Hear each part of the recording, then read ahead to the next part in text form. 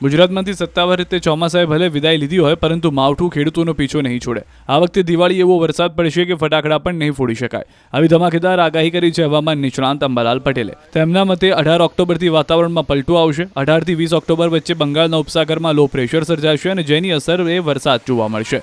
23 ઓક્ટોબરથી ઠંડા પવન ફૂંકાવાની શરૂઆત પણ થઈ જશે। પછી નવેમ્બર માસમાં ફરી માવઠું આવી શકે। 18 નવેમ્બરથી બંગાળ ઉપસાગરમાં ભારે વાવાઝોડું ફૂંકાવાની શક્યતા છે।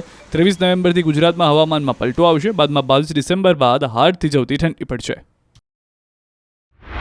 દિવાળીની આસપાસ એટલે 18 ઓક્ટોબરથી 30 ઓક્ટોબર સુધીમાં ગુજરાતના હવામાનમાં પલટો આવી શકે અને ક્યાંક માવઠા જેવું થઈ જવાની શક્યતા રહે। બેસતા વર્ષની શરૂઆતથી જ ગુજરાતના ભાગોમાં વાદળવાયુ આવવાની શક્યતા રહે અને 23 ઓક્ટોબરથી ઠંડા પવનો ફૂંકાવાની શક્યતા પણ રહે।